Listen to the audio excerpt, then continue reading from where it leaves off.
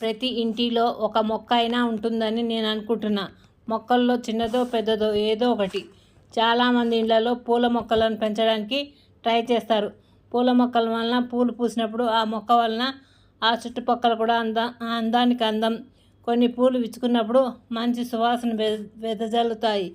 పూల మొక్కలను పెంచడం వల్ల రోజు దేవుని పూజకు పూలకు ఇబ్బంది ఉండదనే ఇష్టంతో పెంచుతారు.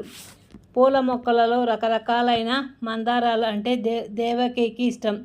అందుకే తను కొన్నప్పుడు మొక్కల షాప్లో కొన్ని బయట రోడ్డు పక్కన కానీ నర్సరీ మేళకు వెళ్ళినప్పుడు కానీ భర్తతో ఒకటే చెప్తుంది, వెరైటీ మందార పూల మొక్కలు కావాలని. వెరైటీ మందారాలు దేవుని పటాలకు అలంకరిస్తే ఒక్కొక్క పటానికి ఒక పువ్వులాగా పెట్టినా ఆ పువ్వు పరిమాణం హస్తం అంత ఉంటుంది కాబట్టి నిండుగా చూడచక్కగా కనిపిస్తాయి. హైబ్రిడ్ మందార పూలు. తర్వాత దేవుని దగ్గర దీపాలు పెట్టి పండ్ల నైవేద్యాలు పెట్టి చూస్తూ ఉంటే దైవ పటాలు కలాంశగా చూడచక్కనిగా కనిపిస్తాయి. అలా చూస్తూ దైవాన్ని ధ్యానిస్తుంటే ఆత్మతృప్తిగా అనిపిస్తూ ఉంటుంది.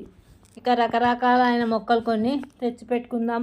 దాంతో ఎక్కువ అందమైన మొక్కలు, ఎక్కువ ఖరీదైన మొక్కలు, మెడిసినల్ వాల్యూ ఉన్న మొక్కలు, ఇలా రకరకాల మొక్కలు ఇష్టంగా తెచ్చుకుంటాం. ఎంతో జాగ్రత్తగా చూసుకుంటాం.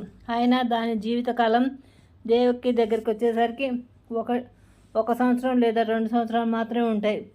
నీళ్లు చూసుకుని పోసినా, ఆర్గానిక్ ఎరువులు వేసినా, నీళ్ళలో కలిపి వేసే ఎరువులు వేసినా సడన్గా ఎండిపోతుంటాయి. ఆ మొక్కల్ని ఎంతో ఇష్టంగా తెచ్చుకుని అలా ఎండిపోతే ఆ బాధ తట్టుకోలేనంత అనిపిస్తుంది. తిరిగి కొన్న అదే తంతు.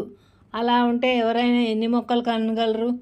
మొక్కలలో కూడా కొన్ని మొండి మొక్కలు ఉంటాయి. అవి మాత్రం ఉంటాయి. వాటికి మిగతా కుండీలలో వేసి ఉన్న కాడికి ఉన్న ఇల్లు పచ్చగా ఉంటుందిలే అంటూ ఆ మొక్కల్ని చూసి తృప్తి పడాల్సిందే. దేవుని పటాలకు పూలు పూసినవి పెట్టి లేని టైంలో బయట నుండి కొనుక్కొచ్చి పెట్టి దేవుని పటాలు చూసి సంతోషపడ్డమే అనుకుంటూ పూజా గది నుండి బయటకు వచ్చింది దేవకి. ఇక ఇంటిలో ప్రతి గదిలోనూ మొక్కలు షో పీసులుగా మారిపోయాయి. అవన్నీ ఇండోర్ ప్లాంట్స్. కొన్ని ఆక్సిజన్ విడుదల చేసే మొక్కలు, కొన్ని మొక్కలు ఆ రూమ్ అందాన్ని పెంచే మొక్కలు. ఆ మొక్కల వలన మొక్కలతో పాటు మనము ఉన్నాంలే అనే ఫీలింగ్ కలుగుతుంది అంటూ దేవకి భర్తతో పిల్లలతో అంటూ ఏ మొక్కకైనా నీళ్ళు అయిపోయామని చూస్తూ వెళ్తుంది. ఇక మనం మొక్కల పెంపకం గురించి ఇంకా తెలుసుకోవాల్సి ఉంది అంటూ వెళ్ళింది. నా కథలు నచ్చినట్టు లైక్ చేయండి, షేర్ చేయండి, సబ్స్క్రైబ్ చేయండి. గంట సింబల్ నొక్కండి. నా కథల నోటిఫికేషన్కి వస్తాయి. Good night.